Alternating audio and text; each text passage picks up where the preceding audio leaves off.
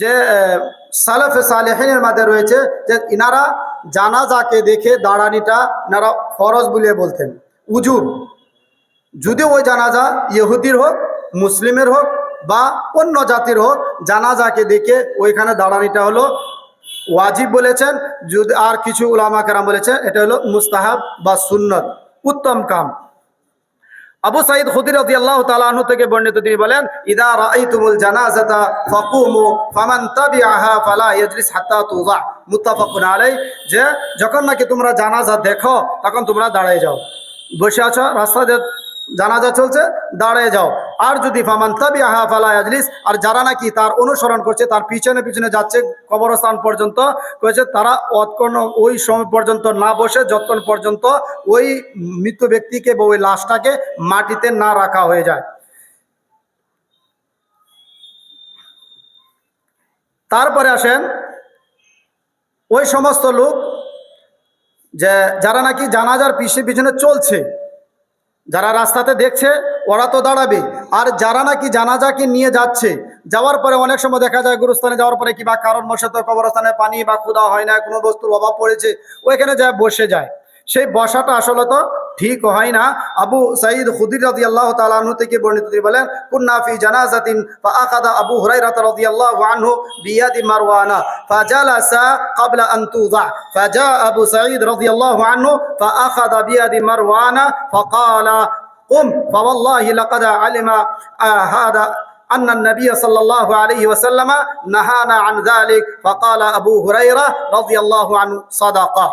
অর্থাৎ আবু সাঈদ খুদরি রাদিয়াল্লাহু তাআলা আনহু বলেন, আমরা একটি জানাজাতে ছিলাম, তখন আবু হুরায়রা রাদিয়াল্লাহু তাআলা আনহু মারওয়ানের হাত ধরে রাখছিলেন। ওই সময় তখন উনার হাত ধরে তারা দুইজন বসে গেল। আবু সাঈদ খুদরি রাদিয়াল্লাহু তাআলা আনহু না দেখে যায় বললেন যে না, তোমরা দাঁড়াও। কেন? এই বিষয়ে আমার কাছে কিছু জ্ঞান আছে, অর্থাৎ আল্লাহ রসুল সাল্লাল্লাহু আলাইহি সাল্লামের তালিম শিক্ষা রয়েছে। সেটা হলো আল্লাহ রসুল সাল্লাল্লাহু আলাইহি সাল্লাম আমাদেরকে বসতে বাধা দিয়েছেন, নিষেধ করেছেন। আবু হুরায়রা রাদিয়াল্লাহু তাআলা আনহুর সঙ্গে সঙ্গে ওই কথাটা বা ওই হাদিসটা স্মরণ হয়েছে। তিনি বললেন সাদাকা, সত্যই বলেছে। তার মানে যে মৃত ব্যক্তিকে আপনি যখন কবরস্থানের পাশে নিয়ে চলে গেলেন, তখন যদিও কোনো অসুবিধা হয়, যতক্ষণ ওকে কফন দফন না করবেন ততক্ষণ পর্যন্ত বসা চলবে না, ঠিক হবে না। এখন আসেন আমার শেষ পর্ব, যেটা হবে যে আমরা দফন মাইয়াতকে কি হিসাবে আমরা দফন করব, বা কবরের কি গতি হতে হয় বা কি পদ্ধতিতে কবরগুলা খুঁড়তে হয়, সেই বিষয় ইনশাল্লাহ আপনাদের সম্মুখে আমি আলোচনা করব। এক নম্বর হলো যে কফন বা দফন, যেটা আর কি আমরা অনেকে জানাজা পড়ার পরে আমরা একজনের জানাজাতে যাইতে হয়, গেলাম, না গেলে হয়তো মানুষে খারাপ বলবে, কি বলবে, এই জন্য আমরা হয়তো অনেকে গিয়ে থাকি। সেটা নয়। যদি আপনি জানাজাতে গেলেন, জানাজার পড়াতে আপনি যতটুক সওয়াবের ভাগ্যবান হলেন, ততটুক আপনার শুধুমাত্র আর 2 কদম আগে যে আপনি ওকে 3 চুল্লু, মানে আমরা যাকে বলি 3টা চুল্লু নিয়ে আপনি ওর কবরের মাঝে রেখে দিলেন, আর তার সমতুল আপনি নেকি পাবেন। অর্থাৎ যতটুকু ওর জানাজা পড়ার নেকি পাবেন, ওকে কবর বা কফন দফনের মধ্যে শরীক থাকা এতটুকুই আপনি নেকি পাবেন। এই সম্পর্কে আবু হুরায়রা রাদিয়াল্লাহু তাআলা আনহু হাদিস বলেন, মান শাহিদাল জানাজা হাত্তা ইউসাল্লা আলাইহা ফালাহু কিরাত। যে ব্যক্তি নাকি জানাজায় শরীক হলো, তারপরে তার উপরে নামাজ পড়লো, তার জন্য 1 কিরাত নেকি। ওয়ামান শাহিদা হাত্তা তুদফান ফালাহু কিরাতান। এবং যে ব্যক্তি নাকি তার সাথে সাথে দফন পর্যন্ত তার সাথে থাকলো, তার জন্য আরেকটি কিরাতান, মানে আরেকটি কিরাত, 2 কিরাত। আর কিরাত মানে একটা পরিভাষা, মানে একটা নেকির ভান্ডার আপনি বলতে পারেন। এখানে তখন জিজ্ঞাসা করলো ওমাল কিরাতান, কিরাতান আবার কি জিনিস? তখন বললেন মিথলুল জাবালাইনিল আযীমাইন, 2টি বিশাল পাহাড় সমতুল্য আল্লাহ রাব্বুল আলামিন তাকে নেকি দিবেন। এখন কথা হলো যে কবর কোন ধরনের হওয়াটা ওয়াজিব। তা প্রথম কথা হলো, কবরের মধ্যে ওয়াজিব হলো যে আপনি ওকে মাটির ভিতরে যেই পদ্ধতিতে আপনি ওকে ঢেকে দিতে পারেন, রেখে দিতে পারেন, এতটুকু কমসে কম ওয়াজিব ওটা তো আপনার করতেই হবে। মানে আমরা হয়তো কত কবর 3 ফুট 5 ফুট বা এদিক এদিক করবো, সেগুলো আসবো ইনশাল্লাহ। তবে ওয়াজিব যেটা সেটা হলো আপনি মৃত ব্যক্তিকে কেমন ভাবে মাটির তলে আপনি তাকে লুকায় রাখবেন, সেটা ওয়াজিব, এতটুকু আপনাকে করতেই হবে। তারপরে উত্তম আবার কি, উত্তম হলো যে আপনি মৃত ব্যক্তির জন্য যে কবরটা বানাবেন সেটা লাহাদ। লাহাদ আবার কাকে বলে? লাহাদ বলে আপনি একটা গর্ত করেন, ওই গর্তর মাঝখানে যে নিচে যাওয়ার পরে আপনি কেবলামুখীর দিকে, ডান দিকে, অর্থাৎ আপনি আর অল্প একটা মানুষের লাশ, একটা মানুষের যতটুকু জায়গার প্রয়োজন, তো নিচে যাওয়ার পরে আপনি সাইড দিয়ে অল্প খুদে নেন, যাকে আমাদের পরিভাষায় বগলি কবর বলে। ওই বগলি কবরটা সব থেকে উত্তম। কেন? আল্লাহ রসুল সাল্লাল্লাহু আলাইহি ওয়াসাল্লামকে ওই বগলি কবরের মাঝখানে রাখা হচ্ছে এবং দফন করা হচ্ছে। ওই জন্য উত্তম হলো যে আপনি ওনার জন্য প্রথমে গত্র করেন, গত্র করার পরে আপনার সাইড দিয়ে অল্প গত্র করে যতটুকু সম্ভব তাকে বগলি কবর দেন, এটা হলো উত্তম। আবু সাঈদ খুদরি আফওয়ান সাদ ইবনে আবি ওয়াক্কাস রাদিয়াল্লাহু তাআলা আনহু থেকে বর্ণিত, তিনি বলেন আল্লাহ রাসূল সাল্লাল্লাহু আলাইহি ওয়াসাল্লাম আল হিদু লি লাহাদান ওয়া আনসিবু আলাইয়া লাবানা নাসবা, আমাকে লাহাদ বলো বগলি কবর দাও। আর বগলি কবর দেওয়ার পদ্ধতি হলো ওই সাইড দিয়ে ঢোকানোর পরে যেহেতু অল্প জায়গা থাকে, ওই জায়গাগুলো আপনি ইটা দিয়ে বা বাঁশ দিয়ে বা যে কোনো পদ্ধতিতে বন্ধ করে দেন, যাতে মাইয়েতের শরীরে এই মাটিগুলা না পড়ে। তারপরে যে গত্রটা আছে ওই গত্রটা আপনি টোটাল বন্ধ করে দেন, কোনো অসুবিধা নাই। এখন প্রশ্ন হলো, মাইয়েতকে আমরা কবরে কি হিসাবে ঢুকাবো, কি হিসাবে রাখবো?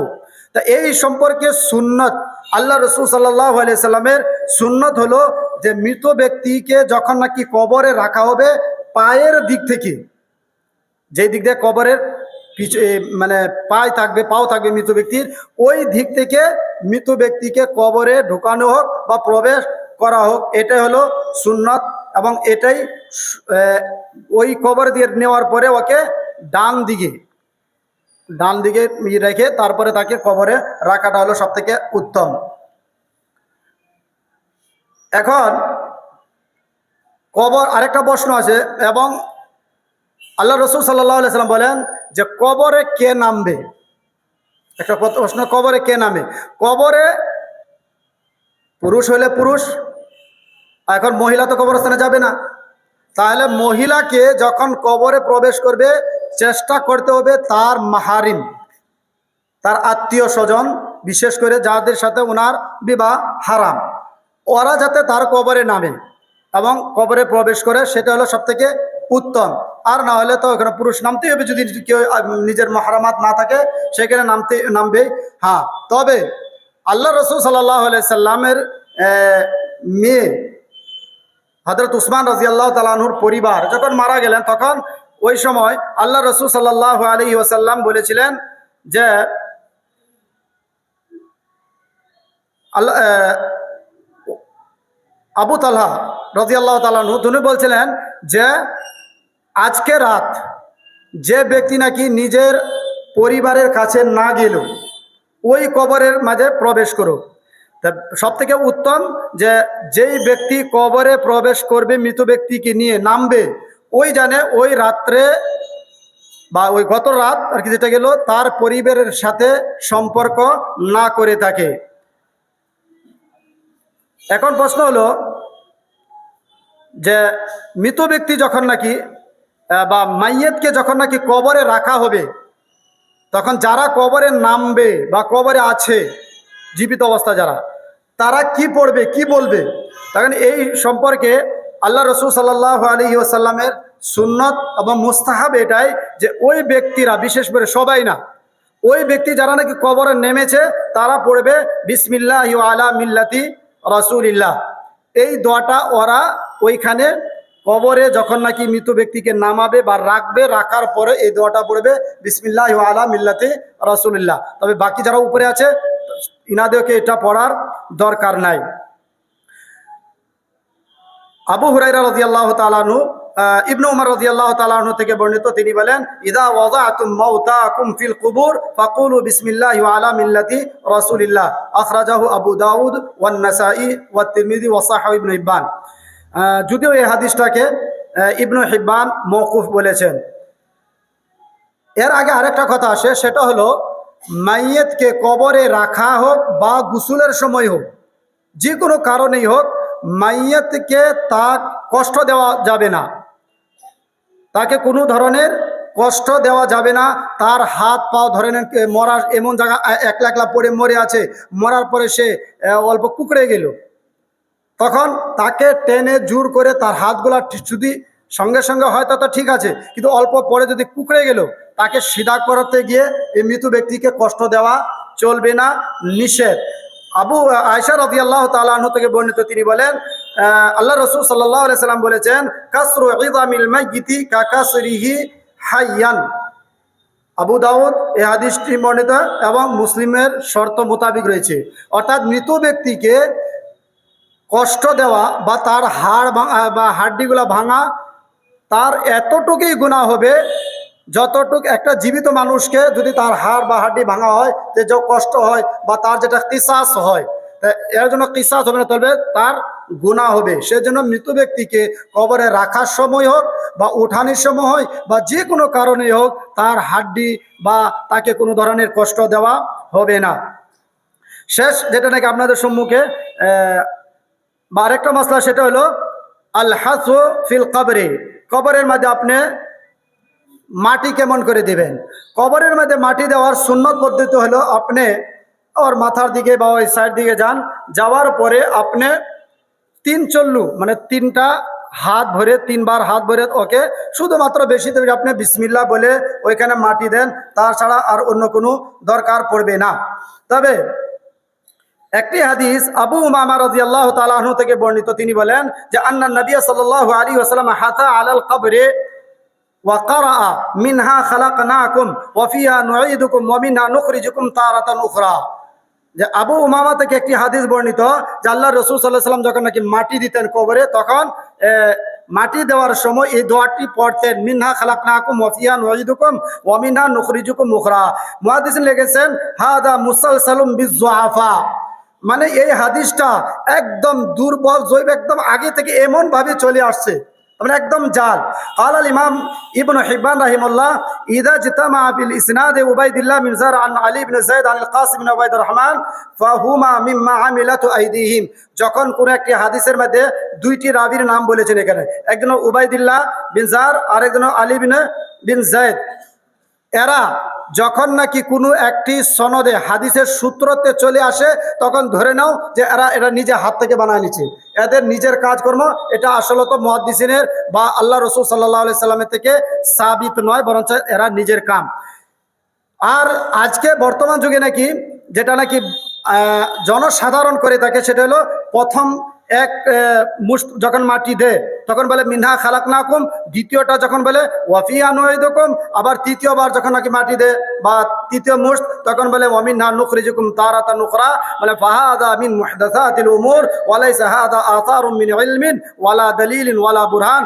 যে এই যে যারা নাকি আজকে আমাদের সমাজ একটা প্রচলিত যে মাটি দেওয়ার সময় প্রথমে মিনহা খালাকনাকুম, দ্বিতীয়ত মিনহা নুঈদুকুম, তৃতীয়ত মিনহা নুখরিজুকুম উখরা পড়ে, এই সমস্ত হলো বেদাত, এটা বাদের আবিষ্কার, দিনের মাঝে তার কোনো দলিল, কোনো প্রমাণ নাই। তারপরে আমি আপনাদের সামনে শেষ যেটা আমার মাসলা, সেটা হলো জানাজার পরে মৃত ব্যক্তিকে কবরে রাখার পরে তার জন্য ইস্তেগফারের দোয়া করতে পারেন কি না।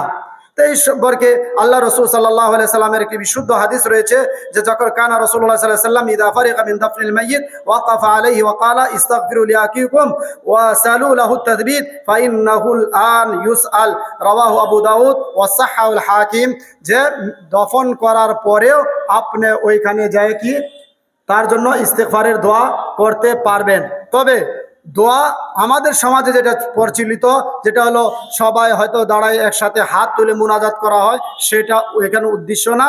ইনশাআল্লাহ আল্লাহ রাব্বুল আলামিনের কাছে দোয়া করি, রাব্বুল আলামিন আমাদেরকে সুন্নতে অনুযায়ী মৃত ব্যক্তির যেগুলা আহকাম বা সুন্নাত যে আল্লাহ রাসূল সাল্লাল্লাহু আলাইহি ওয়াসাল্লামের যেগুলা, তার প্রতি আমল করার তৌফিক দান করো।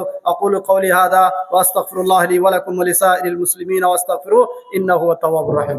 আসসালামু আলাইকুম। ওয়ালাইকুম আসসালাম ওয়া রাহমাতুল্লাহি ওয়া বারাকাতুহু। মাশাআল্লাহ।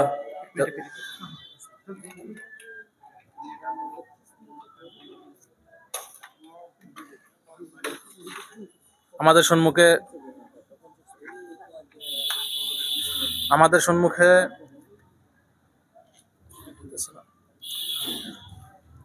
আমাদের সম্মুখে শেখ মেহরাজুল ইসলাম মাদানী খুবই গুরুত্বপূর্ণ যে মাসলা মাসাইলগুলো রয়েছে কাফন থেকে দাফন পর্যন্ত খুবই সুন্দরভাবে আমাদের সম্মুখে বর্ণনা করেছেন।